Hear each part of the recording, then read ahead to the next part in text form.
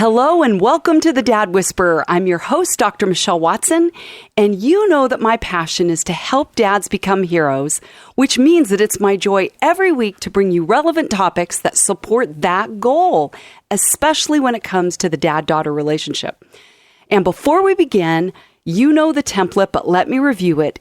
I want you to picture yourselves, dads, standing side by side, ready to run your fathering race this week, which means that I, as your coach, am standing over here saying, on your mark, get set, go. On your mark is the topic.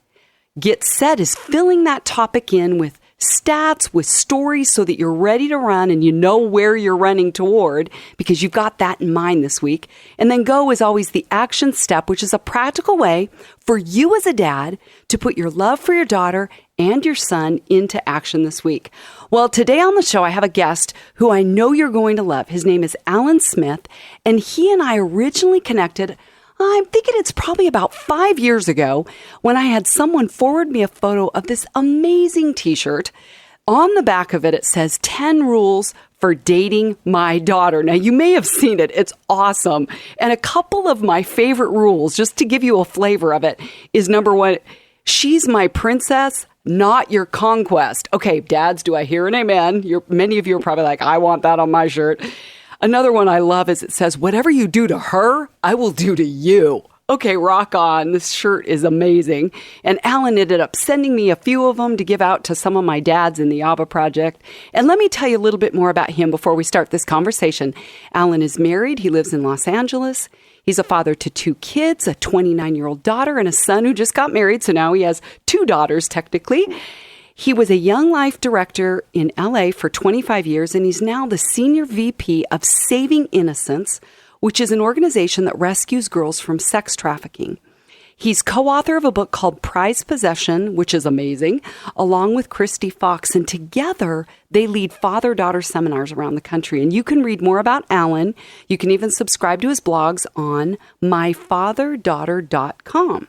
So with that foundation in place, Alan, I'm so happy to have you here with me today, and welcome. Well, thank you, Michelle. It's so great to be with you. It's an honor. Appreciate it. Well, we have a lot to cover today, so let's start with On Your Mark. So the title of this conversation is Your Prized Possession. So I'm kind of taking from your book there. So we're just calling this today Your Prized Possession, Tips from a Seasoned Dad on Nurturing Your Daughter. So let's just start, Alan. I got to go back to the T-shirt. Can you tell us just the backstory of how that thing came to be?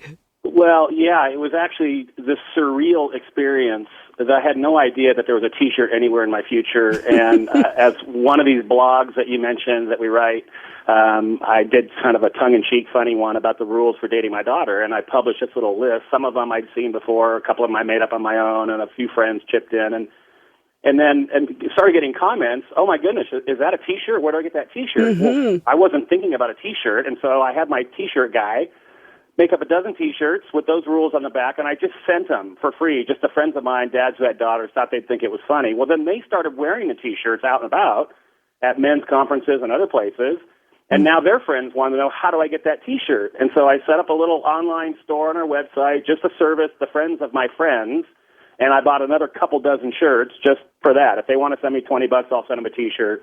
And somebody, to this day, I don't know who, posted the picture on Father's Day 4 years ago of the back of this shirt. And I learned what the term going viral meant. I mean, what happened in the next 12, 24, 36, 72 hours and beyond was absolutely surreal. I mean, it was literally millions upon millions of views and shares. And I started getting inundated with orders from literally around the world for this T-shirt that we didn't have. I had a dozen T-shirts. So we didn't have the labels. I didn't know about postage. Wow. I had no idea what we're supposed to do here. It was kind of stressful and freaking out at the same time, hilarious, because I felt like God used this silly little T-shirt, tongue-in-cheek sort of thing, and brought hundreds of thousands of people to the blog where they're learning about, how to be a great dad, and it was just a funny, surreal. I wish I was smart enough to plan something like that out, but it just sort of happened. Oh, that's awesome. Yeah. Oh, great. I love it. I love it. Obviously, it resonates, right? The theme of what you were writing about is resonating with dads. Well, let me just ask you another backstory question, which the book you wrote, Prized Possession, that I just mentioned, is about your journey as a dad with a daughter. So I'd even be curious to hear where that that title came from and a little bit about that book. Yeah, well, thank you. Years ago, as you mentioned, my daughter's 29. When she was about 3 or 4 years old, I was meeting with a friend of mine who was slightly older. His daughter was maybe like in high school, so he was kind of a little ahead of me.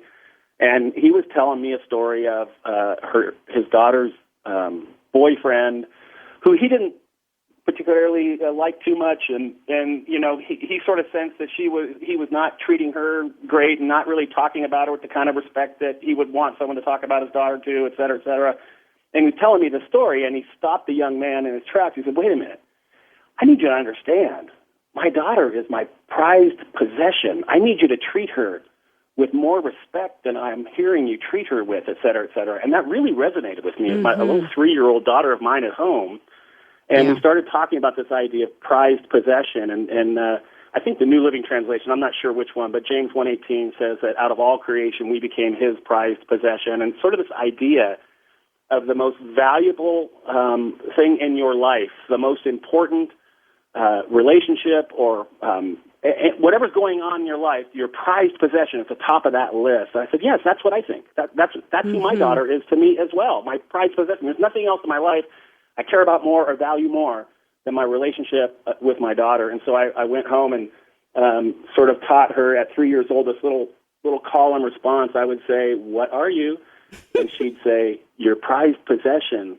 Oh, and my I'd goodness, say, at 3 years old. Yeah, and then I'd say, and she'd say, "Don't you forget it."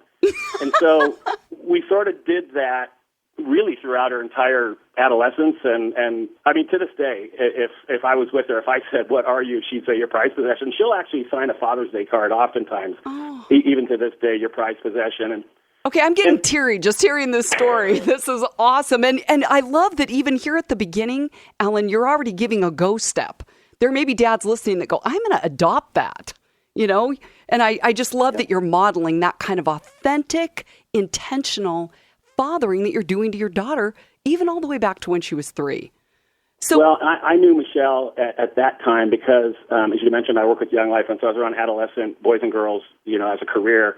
And I knew for sure that my daughter would have maximum opportunity for success in life if she was very, very clear that her daddy loved her and valued her and cherished her unconditionally. And so from a very early young age, as I said, I wanted her to know that there wasn't anything more important in my life than her. And I knew if she knew that, she would have a much better chance at navigating all the stresses and pressures and peer pressures and things that were going to be coming her way that she didn't even know about.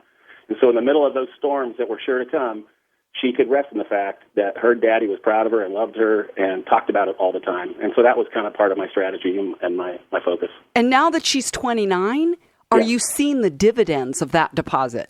Oh, well, yeah, you know, and I certainly, we have a great relationship. And, you know, we talk and chat all the time, and I'll go down for no reason, have lunch with her downtown L.A., and so there's a relationship intact for sure. She's I want to say great kid, but she's 29. She's a great young adult out doing a great job in life. And it's not a formula. Just because I did something doesn't mean there's going to be a certain reaction. But I wanted to make sure I did my part. And I knew that she was going to have to live her life and make her choices on her own, but she'd have a much better chance at going down the right path if she was clear and sure about who I was in her life. Amen, brother. Preach it, preach it. Well, you and I have known each other for a few years. I've read your book. And as I think about that book, is there anything, Alan, that you could just share about what you learned in the process of interviewing dads about how to raise great daughters? Yeah, absolutely. There was some things that really jumped out, you know, with, first of all, I didn't really start writing a book. It was more like taking notes and organizing thoughts, and it just turned into a book because, you know, the stuff that was coming out was really powerful that I was hearing. And so I thought, well, let's just put it in a way that people can consume it if they choose to. And one of those things was, as I talked to a bunch of great dads, who, in my estimation, were great dads. They did a great job. And these aren't dads that were younger dads doing a great job. They are dads that did a great job. And the way that I determined that was I'm looking at their post-teenage daughters, these young 20-somethings or mid or older 20-somethings who are out doing great, the kind of daughters you would want your daughter to turn into at some point, in faith and marriage and family and life and all those kinds of things. So I went back to those dads of those daughters and said, what did you do? What were you trying to do? What was important? What was your strategy? And they gave me three things that bubbled up more than any others. The first parenting strategy is that they told me resoundingly that I resolved to really love my wife well, her mom, and that if she saw me loving, respecting, romancing, being present in the relationship with my wife, her mom, that was going to be a big deal to her. And since then, we've broadened it through the seminars that we've done, and I've come to a broader understanding that it's not just his wife, it's the women in his life. And, mom or wife might not be present anymore for various reasons. And so how does he think about, treat, and talk about women in general? It just so happened that the guys that I talked to were currently married, and so that was their answer. But it's bigger than that. And so when young daughter, just, you don't have to say the words, when she just sees it and observes dad loving, respecting, mom, if she's there, in most cases, they were, but just women in general, that had a huge impact on these girls, and that was their strategy. That's powerful. Like you say, these daughters are listening all the time. So even when they're not there, I love that you highlighted that. These daughters need to hear dad respecting women and their mom, her mom. Absolutely. And as I talk to dads, just in conversations or on the blog or in seminars or whatever, I want to remind them that you are the first and maybe only trusted, consistent male voice in her life. Certainly when she's young, that's absolutely true. And so she's going to be looking to you for clues about how she should be treated, how she should be loved, what she should and can expect in a future boyfriend or husband, etc. And she's going to be looking to you for that example, that role model. You don't have to talk about it very much, a little bit maybe, but you don't have to. It's what you do. You're the biggest classroom that she's ever going to be in concerning that. Which segues to your second thing that you said you learned in your search for how to be a great dad. Well, the second thing was that these dads, as their strategy, their parenting strategy, was for them to live out their own faith in a consistent way and model that for their family. And so as they, it didn't, there's not a particular technique or strategy. It's more just this was important and present in their life and in their family. And so whether that's making church a priority or the dinner conversation or however it may roll out, that dads as a parenting strategy were making sure that their personal faith was intact and then living it out as best as they can. And certainly everybody, and probably your listeners, are all over the spectrum on that. And so I'd say pick up with wherever you are and take the next step and keep living that out, because your daughters and your sons are watching you to see what's true and authentic in your life. And that's going to give them something bigger to anchor onto and give them a firm foundation to make decisions on the rest of their life. And I found it interesting, Michelle, that of the top three, we've done two of the top three, two of them aren't exactly parenting strategies per se. Like you wouldn't think of them as parenting strategies. It's more personal. We're looking in the mirror and we're doing the things we can do to become the best parent, but it isn't the direct interaction with the kids that came out. Oh, that's powerful. Three. Yeah, it's doing your own work and then living it out. So what's number three? Well, number three was a fun one, and that really was kind of a hands-on, and that was the third strategy that dads were taking their daughters on trips. And it was interesting. There's another chapter in the book, and it's just entitled, Do This. And it's all these great daughters saying, what does your dad do? And this bubbled up. My dad took me on adventures was the word that they used.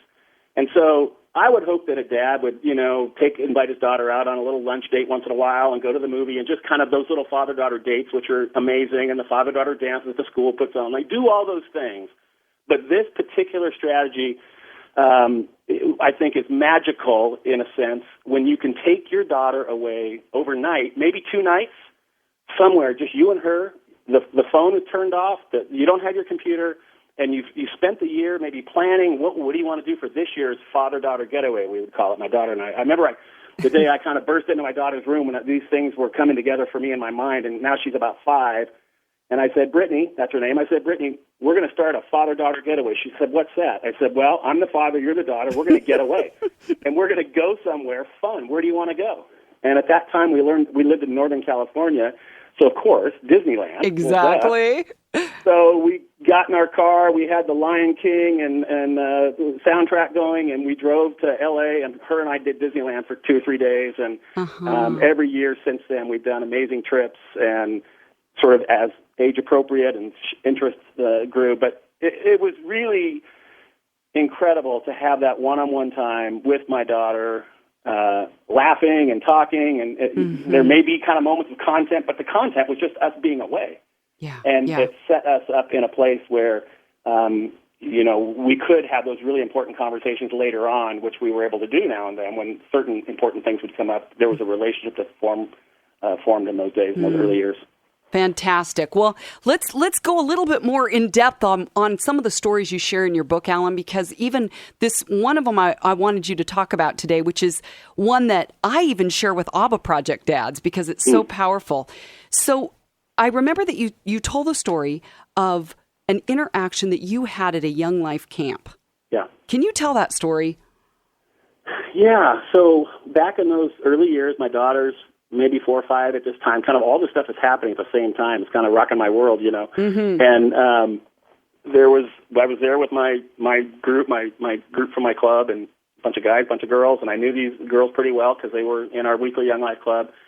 And there was a little sort of kind of roundtable chat at one point with the people that were around you. And it just so happened a bunch of the girls from my Young Life Club were in the circle that I was in.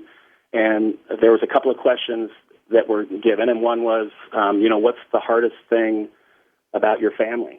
And every single one of these girls answered my relationship with my dad, and that caught my attention. Yeah, for sure. There was another question right after at the end of it, that what's the thing you would most want to change in your life? And every single one of these girls, these 17, 18-year-old girls, said my relationship with my dad. And it broke my heart, honestly, that every single girl, I hadn't really considered that. I never really thought about that before, never had those kinds of conversations before.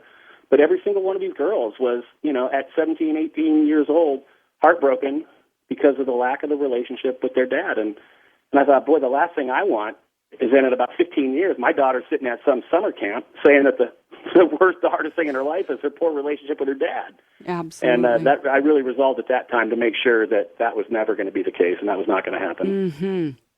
I'm heartbroken right along with you, which I know the story you just shared is a lot what fuels my passion to help dads be more equipped to connect with and reach their daughter's heart, which is why I called today tips from a seasoned dad on nurturing your daughter. And I know that every dad listening is saying, man, Alan has lived out the stuff that he's talking about today. So it's not just theory, it's practice. And that's what my heart is around this program is dads, here's action steps that you can do today to reach your daughter's heart. So that leads then to the next story that I'd love you to tell because it's powerful as much as the one you just told is then what happened on the way home from that camp.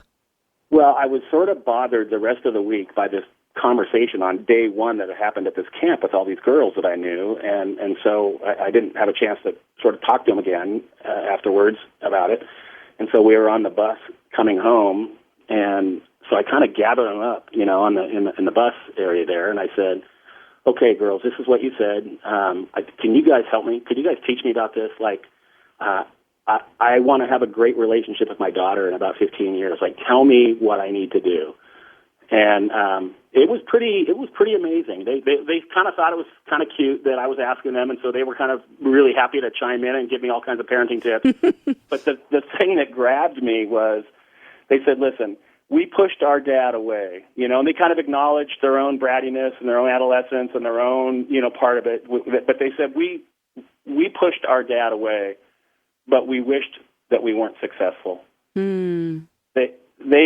They pushed Dad away. They gave him the straight arm, and he basically followed their lead in all these cases, and he kind of disappeared. Like, I guess my daughter doesn't need me or want me, and I guess now that she's this age, it's more of a mom's job, and, all those different things that were going on in Dad's mind.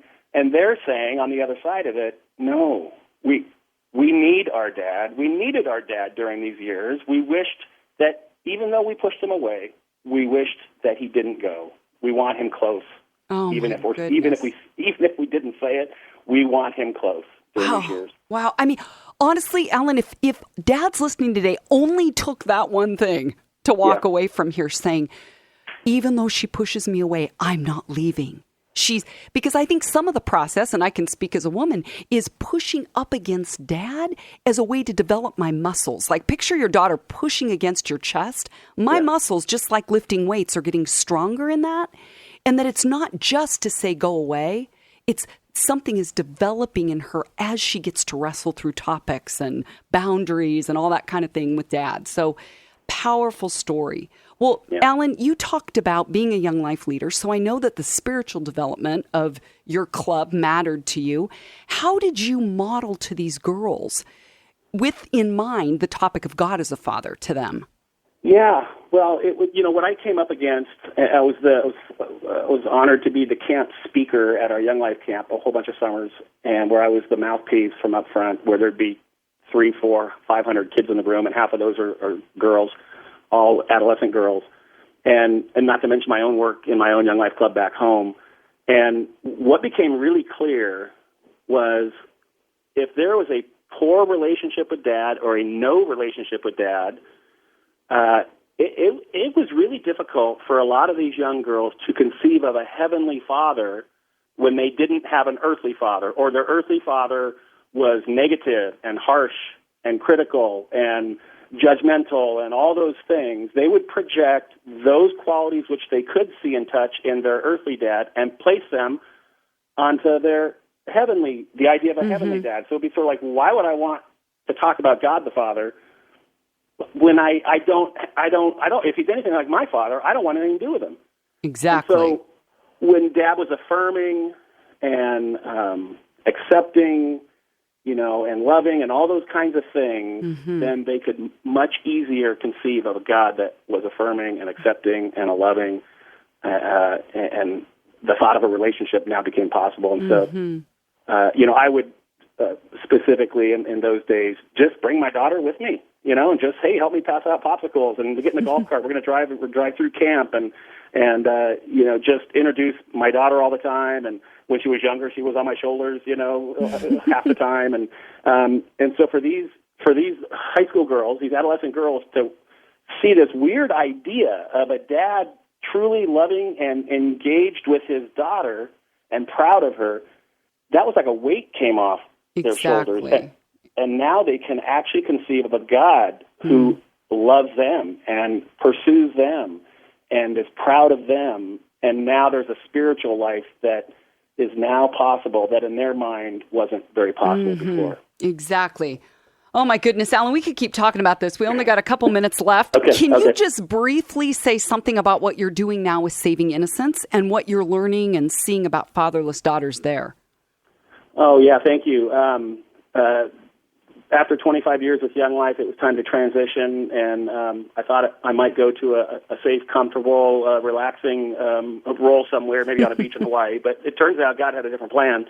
And long story short, I work with an amazing team of heroes, and we're in the process of intervening and rehabilitating child victims of sex trafficking. And when I say child victims, it's 12 years old is the average age of entry, and it's just absolutely heartbreaking. Most people are thinking it's Cambodia and Thailand and those places, but it's actually here.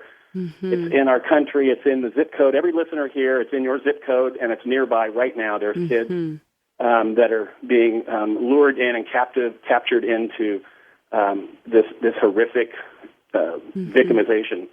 And so we're in the process of, we're on call all the time, and we respond at the request of law enforcement to be on the scene and kind of intervene in this crisis moment and then help stabilize and rehabilitate. And one of the things that I've learned is that most of these victims of this form of child abuse are really coming from fatherless homes, of broken homes where dad wasn't present, or if he was present, he was abusive, and they're kind of running from whatever their circumstances were, and they now become vulnerable into something that looks better and something that is saying that it's better, even though it's really not. They don't know that yet. If you now could take what you're learning in this active role with fatherless daughters and all that you've learned from Young Life, if you had to give dads today one go step, Alan, what would you tell them would be a way to put their love for their daughter into action? I would say engage. Go rewatch the old Tom Cruise movie, Top Gun, and at the end of the movie, he's distracted and frustrated because he's looking at Goose's dog tags, his buddy who died. All the while, there's an actual battle raging around his daughter, and everybody in that movie screaming at him, "Engage, Maverick, engage!" And so I want my dads around that are hearing me to engage with their daughter. You're distracted. You're frustrated, you're busy, you're probably a decent, good man who's trying to do his best, but you've lost sight that your daughter needs you close, needs you sitting next to her, interpreting life for her.